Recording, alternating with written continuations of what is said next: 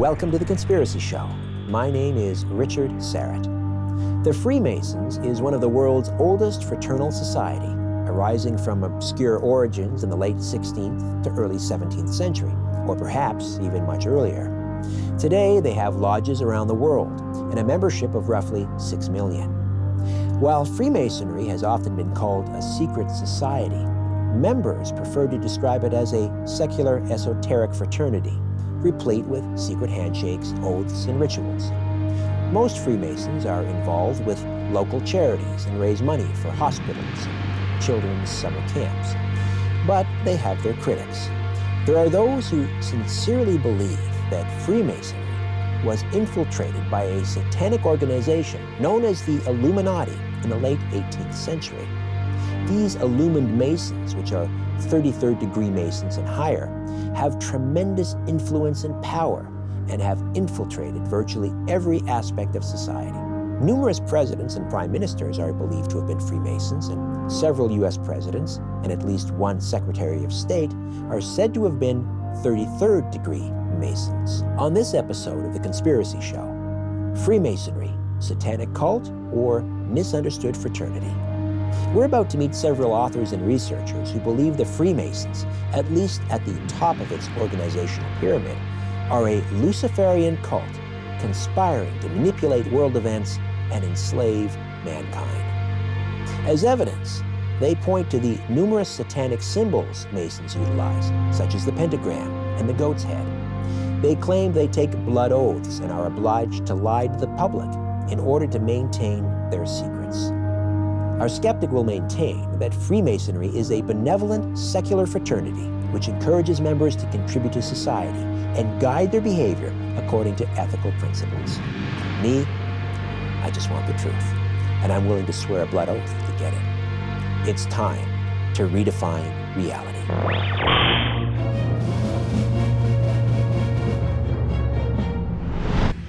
Well, it's the corrupt inner core, really, that gives every Mason a bad name. It's the higher level, it's this secret society within the society. So it's sort of the Illuminati working under the cover and the protection of the Masonic network. And so they're able to sort of operate within that structure, and it provides them protection, it provides them a network, so they're able to network with other people to achieve their goals.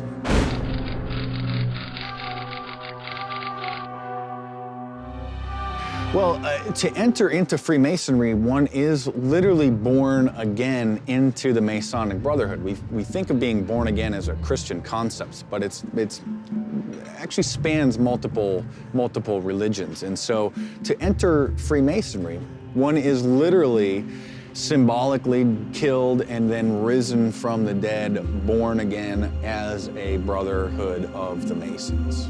The majority of Masons are definitely misled in terms of what's actually transpiring within the organization. Again, the people at the top of the pyramid, the top 5%, they'll basically say and do whatever they need to in order to have the lower group basically adhere to the ideologies of the organization. Or the outer ring of the organization cloaks and disguises what's transpiring within the organization at the innermost core.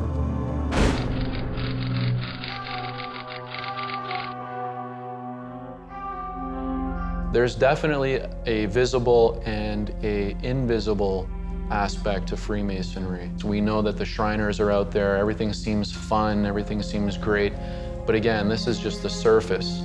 The people at the top are privy to is much different than that of the people at the bottom portion of the organization. It started out as a trade union, as stonemasons, building cathedrals and temples and buildings and things. And around the late 1600s, early 1700s, it developed from sort of a trade union into more of a gentleman's philosophy club.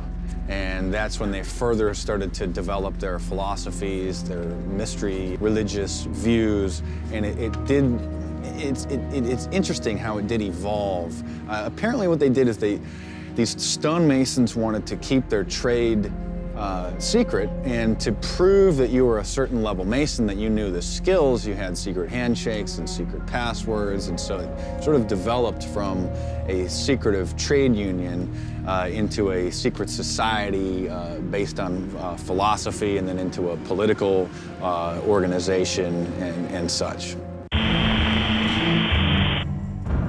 Their emblems include the pentagram and the five-pointed star. These are all demonic and satanic figures.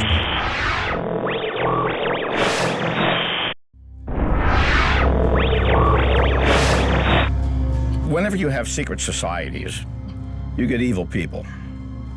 They come to it. And Freemasonry is no exception. They may have noble intents, but then you began to believe that they had the most knowledge, they had the secrets to man's success in the world and power and all these kinds of things, and they would retain that. Their goal, of course, was to become masters of America, masters of the world.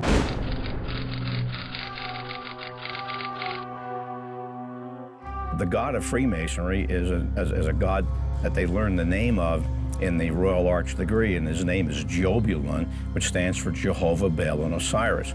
You're dealing with a three-headed deity that has nothing to resemble the God of the Christian Bible. His sacred name that they learn in the 7th level of Freemasonry, they learn the sacred name of God, and the sacred name of Masonry is Abaddon. Most of the members are not satanic. However, if you look at the origins and the roots of Freemasonry, its accomplishments, the various symbols and logos that are utilized, and if you read some of the works by some of the more prominent members, it would be hard to ignore the obvious glaring fact that whether it's willingly or unwillingly, Freemasons are worshiping Satan. They're less a secret society than a society that has secrets. Secrets from, their medieval or post-medieval origins. But as far as what they're interested in doing now, it seems to be really a lot more about charitable work. And that's how they interpret their goal, rather than carrying on secrets and certainly not satanic rituals of any kind.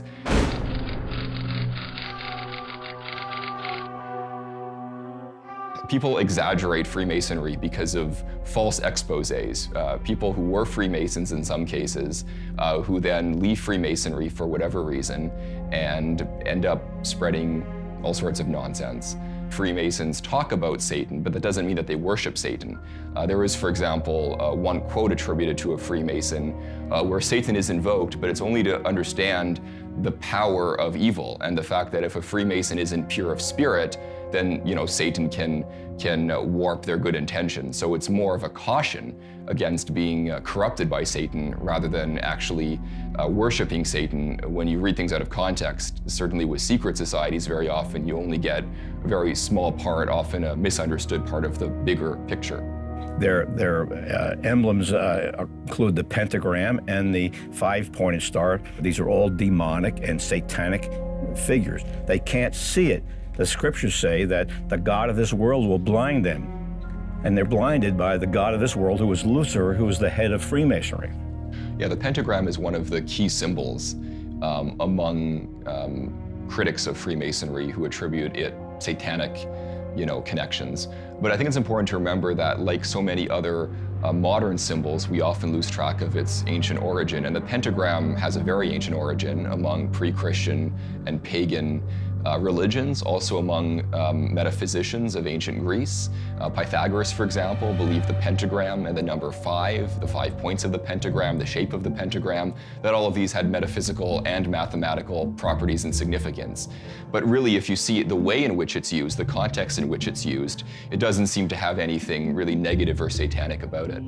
The logo of your store, Conspiracy Culture, looks to be the all-seeing eye. What can you tell me about that? Well, actually, if you look at our logo, you've got the one C and the other C for conspiracy and culture. And we've kind of flipped it a little bit. Usually you've got the eye located atop or within the pyramid. We've got the pyramid within the eye, meaning we're watching them. The all-seeing eye is very prevalent, and it does appear on among other places, the American currency. But I believe it's really just a symbol of wisdom and knowledge. Very often, and again, this is something that the Freemasons would have borrowed from the ancients, various body parts and organs were seen as symbolic of a function that they were often associated with. So the hand was seen as a symbol of loyalty. The heart was seen as a symbol maybe of passion. The breath was seen as a symbol of life. And just like those symbols, the all-seeing eye, the eye, was seen as a symbol, of perception, of awareness, of understanding. I guess you could say maybe even of revealed knowledge, but not necessarily just knowledge and wisdom more generally. And it's not just a symbol among Freemasons. Other both secret and not so secret societies and movements have adopted that symbol, generally for similar reasons. Some say that the inner circle of illuminated Masons died off, but I believe, and many others believe, there's plenty of evidence to show that they did continue and do continue to this day through organizations like the Skull and Bones Society, the Bohemian Grove, and the Bilderberg Group.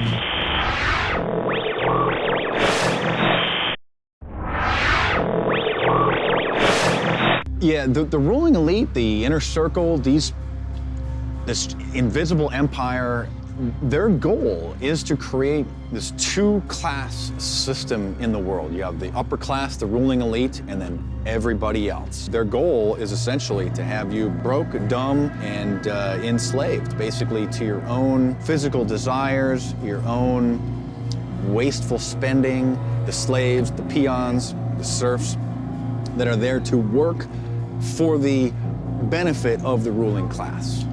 They want the power positions in every city and state in the United States and worldwide. In the organization, they're busy manipulating and using, this guy is on that board, he's going to recommend this guy, move that guy into that position. They manipulate things to bring about membership and controlling levels of authority in many different organizations, in education, politics, the arts, and like the symphony and the museums and schools like the University of Washington, Regents. They work to get positions in all these kinds of places so that they can be in a position. I don't know, maybe some grand mucky muck is sitting there somewhere saying, in 2027, we're going to just pull in all the strings and we will control America and we'll control the world and bring about the New World Order. I would refer to the Illuminati as a group of individuals that are enlightened or privy to various bits of information or knowledge that the rest of us are not, and therefore that gives them leverage or an upper hand on us as society. The Illuminati was basically created by Bavarian Adam Weishaupt. Adam Weishaupt, the founder of the Bavarian Illuminati, did infiltrate Freemasonry in the 1780s and did create an inner circle of what he called illuminated Freemasonry. This is fully admitted by Masons and non-Masons, by historical scholars. There's no question about this. Some say that the inner circle of illuminated Masons died off.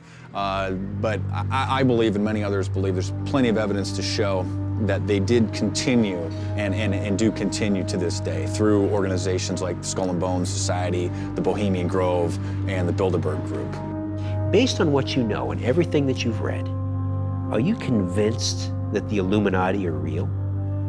I would put every penny I've ever earned on that fact, Richard. There is 100% an Illuminati. Whether you want to call it the Illuminati or not is totally up to you, but there is definitely an organization, an idea, a group of individuals that are plotting and scheming around the clock to create exactly that, a one world government. And if you take a step back and you look around at what's happening in the world today, is it really that hard to see that happening?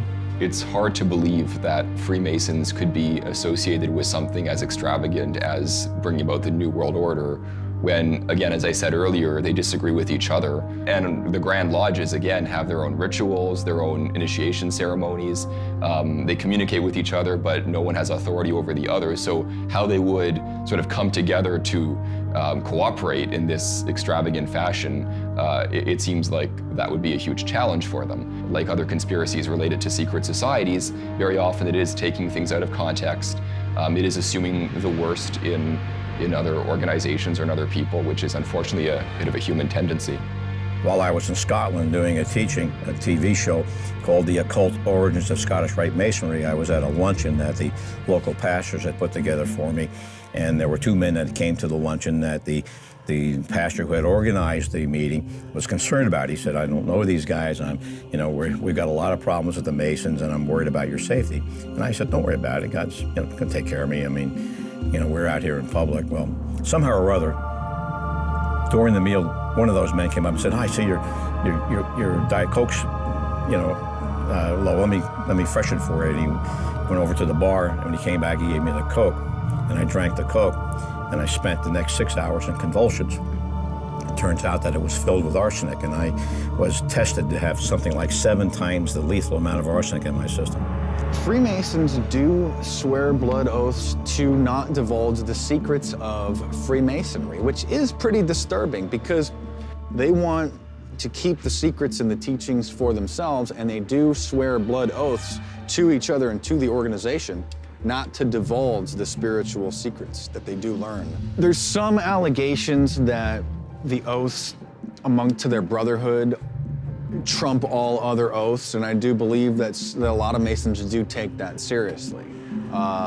Is there a specific oath that says, "I won't testify against you"? No, but there are oaths that you place your brotherhood against ahead of everybody else, above everybody else, and you're not to betray your Masonic brothers. A Freemason would probably rather tear their left breast open, have their insides removed and fed to a buzzard before they would spill the beans on a brother. And every Mason who's listening to this program, watching this program, I tell them right now, you're going to hell unless you repent.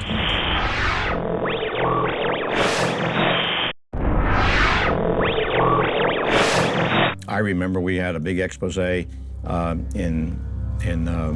London when it turned out to be that almost all the police force in London, England, were Masons. And all the people that held the positions were Masons. And if you get into all the mayors in that area, they were all Masons. I don't think you can get the powerful people behind you that some of these politicians have without having the power of Masonry.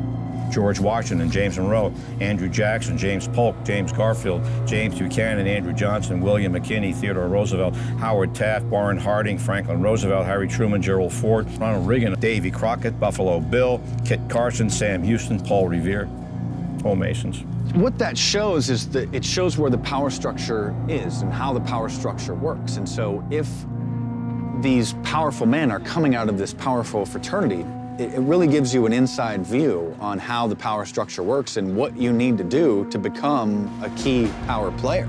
Just goes to show that not anybody can become a president. You have to become a part of this shadow government. You have to become a part of the invisible empire, and you have to be willing to serve them and to do what they want you to do. So Jason, how do you characterize this fraternity, the Freemasons? Do you see them as a force for good? Is it ambivalent? Could they be a force for evil? Well, as with any secret society, I think there's always that concern that people have about what actually is going on behind these closed doors. But if you look at the evidence, and that's what I like to do as something of a skeptical inquirer myself, I think that they have been, again, on both sides of a lot of issues, whether it's the American Civil War and the issue of slavery, French Revolution, and the various revolutions that then swept Europe in the 19th century, the move towards liberal and democratic values. Yeah, they've tended to be on what I would say is the right side, the progressive side, but they'd also like to be on the side of the winners. So when the monarchy was reestablished in France after Napoleon's defeat, they were quick to reestablish that they were on the side of the monarchy. So, on balance, have they done more harm than good? I'm not a scholar of history, I can't really say. But I think that this idea of theirs that, you can believe in whatever you want, religiously, provided this is one thing that I might personally object to, that you have to have this agreement in the existence of a supreme being. But beyond that, they're extremely open to religious liberty. They've always been champions, at least in the US, of the separation of church and state. I think those are important values. And so with respect to those values, I do think that they've mostly been a positive force, yes. You can't play in those demonic realms without submitting yourself to the controller of the living hell, which is Lucifer. Whom is Lucifer? And you're going to go to hell with him, partaking of those things. And every Mason who's listening to this program, watching this program, I tell them right now, you're going to hell unless you repent. If there is an all-powerful, Satan-worshiping cult called the Illuminati hidden within Freemasonry, it's hard for me to buy it. I certainly believe Masons had a great deal of influence at one time. For example, if you wanted a job on the local police force or fire department, you were probably wise to join the local lodge. I'm sure being a Mason today still has certain advantages. You may avoid a few parking tickets or get a better discount on your car insurance, especially if the police chief or your insurance broker is a member of your lodge. But worldwide domination? Not so sure. Look around. Membership in Freemasonry is rapidly dwindling and aging. These days, they barely have enough members to stage a decent parade. Now, I'd like to hear from you. You can get in touch with me through the website, theconspiracyshow.com. In the meantime, don't be afraid.